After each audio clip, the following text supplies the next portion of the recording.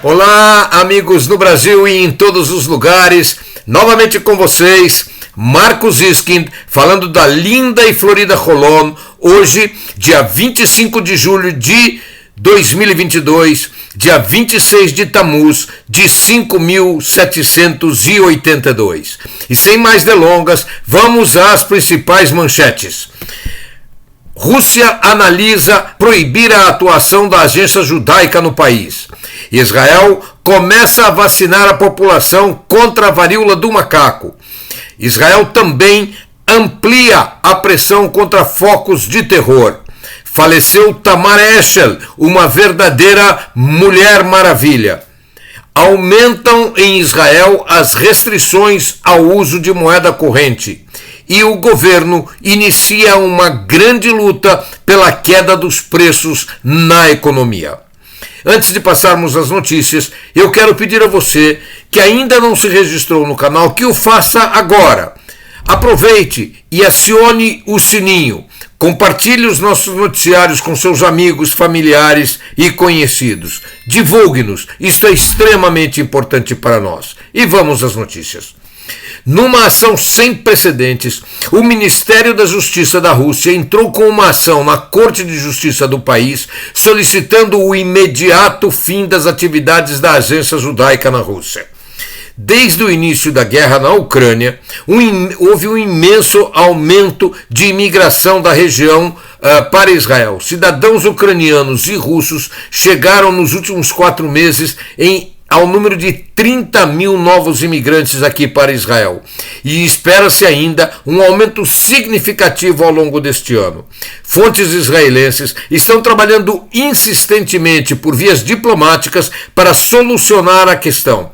Ressalte-se que a agência judaica atua há muitos anos na Rússia sem jamais ter tido qualquer problema legal ou infringido qualquer lei. O ministro da Diáspora de Israel, Nachman Shai, declarou: os judeus russos não serão reféns da guerra na Ucrânia. A tentativa de punir a agência judaica pela posição de Israel na guerra é patética e insultante. Os judeus russos não serão desvinculados da sua conexão histórica e emocional com o Estado de Israel. A Corte de Justiça deverá apreciar o apelo governamental nesta próxima quinta-feira. No entanto, fontes do governo israelense acreditam que o caso não é jurídico, uma vez que a agência judaica sempre se pautou por estar dentro da lei, e que, portanto, o caso é político, talvez em função da posição do governo de Israel em respeito à invasão russa da Ucrânia. Ainda hoje, autoridades judiciais israelenses embarcam para a Rússia para acompanhar o desenvolvimento da ação nos tribunais, enquanto que fontes do Ministério do Exterior tentam contatos a nível político. Enquanto isso, milhares de judeus russos em processo de imigração estão bastante temerosos de que a Rússia feche suas fronteiras e não permita sua imigração.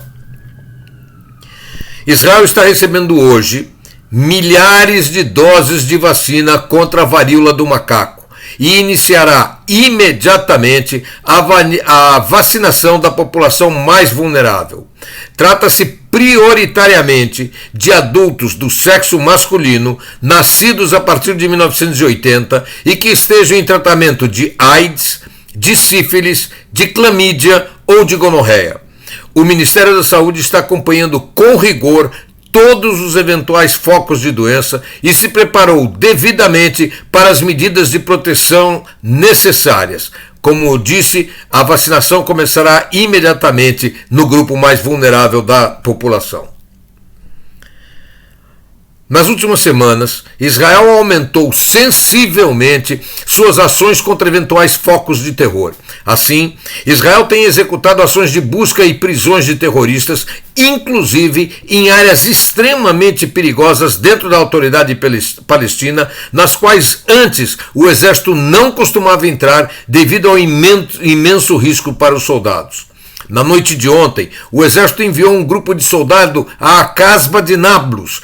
É uma área de ruas e vielas extremamente estreitas, onde o risco é muito grande. Um grupo de 4 terroristas que já haviam perpetrado atentados terroristas no passado acabou cercado logo depois que informações confirmaram que eles se preparavam para ataques mortais contra pessoas que visitassem o túmulo de José. Os terroristas abriram fogo pesado contra os israelenses e, na troca de tiros, 2 terroristas foram mortos, outros 2 foram presos e um conseguiu se evadir. Dentro da casa foram encontradas armas diversas, dinamite e diversos meios de ataque. O fato triste é que o pai de um dos terroristas se apossou do microfone da mesquita local e incitou a que outros terroristas armados se dirigissem ao local para aumentar o ataque às forças israelenses. No entanto, as forças israelenses já haviam se preparado para esta eventualidade e já haviam feito um cerco das ruas e vielas próximas ao local, o que evitou que houvessem outras vítimas. O exército também passou a agir dentro do campo de refugiado na cidade de Jenin, que é uma outra área de difícil movimentação militar e que até o momento era considerado um refúgio tranquilo para terroristas. Mais ainda, na manhã de hoje, forças israelenses desmantelaram e prenderam 9 terroristas do Hamas na cidade de Jerusalém Oriental. A função deste grupo era recrutar membros para atividades militares do Hamas e também para as ações de terror e para a busca de recursos financeiros. Uma notícia triste. Faleceu ontem, em Jerusalém, a ex-parlamentar Tamar Eshel, que tinha 102 anos de idade. Aos 16 anos, Tamar Eshel se tornou voluntária na Haganá, a força de defesa judaica existente antes da criação do Estado de Israel. Em 1936, haviam começado os trágicos eventos do período de 36 a 39, quando grupos armados árabes, sob a liderança e inspiração de El Husseini, atacavam judeus e suas aldeias. Tamar Eshel se tornou operadora de rádio, bem como técnica em montagem e desmontagem de revólveres aos 16 anos. Com o fim da Segunda Guerra Mundial, ela se mudou para a cidade de Marsella, na França, para ajudar os sobreviventes da Segunda Guerra Mundial, encaminhando muitos deles a Israel. Em 1947, com a partilha da Palestina, Tamar Eshel voltou a Israel e se tornou oficial na Haganá, tendo lutado na Guerra de Independência. Após a criação do Estado de Israel, Tamar Eshel fundou o movimento feminino Pioneiras. Foi representante de Israel na ONU, onde criou e dirigiu a Comissão para o Avanço da Mulher. Suas diversas atividades em favor do avanço das questões femininas lhe deu no ano de 1955 o merecido título de Guerreira pelos Direitos Femininos. Foi membro da Knesset, o parlamento israelense, entre os anos de 1977 a 1984, atuando como presidente da Comissão sobre Violência contra a Mulher e também presidente da Comissão de Energia. São dela as leis de punição de violência sexual e o estabelecimento de normas para a polícia tratar da violência contra a mulher. Mesmo em idade avançada e fora da política israelense, seguiu trabalhando como voluntária no Hospital Hadassah e na Organização de Ajudas aos Judeus Etíopes. Ela ainda teve o mérito de erigir o abrigo de nome Beit Tzipora para mulheres vítimas de violência doméstica. Por suas imensas obras, diversos órgãos israelenses a denominaram a Mulher Maravilha de Israel. Desde o ano de 2015, Israel vem buscando reduzir o uso de dinheiro em moeda corrente. No passado, chegou a haver uma incrível proposta de tirar todo o dinheiro de circulação para uso exclusivo de cartões de crédito e transações digitais para todas as transações no país. Claro que isso não prosperou, porém as leis vêm sendo implementadas gradativamente para dificultar o uso de dinheiro no país. Novas normas sobre o uso de dinheiro em moeda corrente e em cheques têm sido implementadas para que o uso de meios digitais passem a ser mais utilizados, o que permite maior controle por meio do governo e menor evasão fiscal. Na próxima segunda-feira, dia 1º de agosto, passam a vigorar novas leis. Até hoje, ainda é permitido o pagamento de até 11 mil shkalim, aproximadamente 18 mil reais, em dinheiro. Porém, esse valor cairá para 6 mil shkalim, pouco mais de 9.500 reais, quando houver negócio entre empresas ou entre pessoas físicas e empresas. Além disto, haverá tentativa também de reduzir o uso de dinheiro sobre o qual houve evasão de impostos. Assim, a transação entre duas pessoas físicas será reduzida de atuais 50 mil shkalim para apenas 15 mil em moeda corrente. Isso dificultará principalmente o trabalho com evasão fiscal de serviços domésticos como reformas, pequenas reformas, trabalhos de eletricidade, encanamento, etc. Também, no caso de compra de veículos entre pessoas, ficará limitado ao pagamento de, no máximo, 50 mil shkalim em dinheiro. As transações entre cidadãos israelenses e empresas ou cidadãos da área palestina serão uma exceção. Em função da pequena base bancária existente na autoridade palestina, as transações com empresas e pessoas físicas lá poderão atingir até 50 mil shkalim. No entanto, os valores que ultrapassarem os 15 mil deverão ser forçosamente informados às autoridades monetárias israelenses.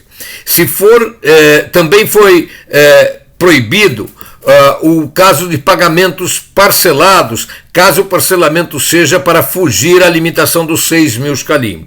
Se for descoberto que parcelamentos foram feitos para ultrapassar o teto de 6 mil shkalim, tanto o pagador como o comerciante poderão ser condenados a até 3 anos de prisão.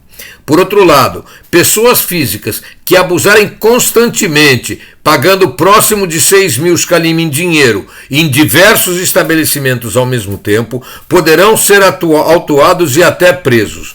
O cheque, para efeitos legais, será considerado moeda corrente. Ao longo dos 2 primeiros anos, a primeira infração até 8.500 shkalim não será punida, mas o infrator receberá uma carta de aviso. A punição será efetivada a partir da segunda infração. Já infrações superiores a 8.500 shkalim serão punidas desde a primeira vez.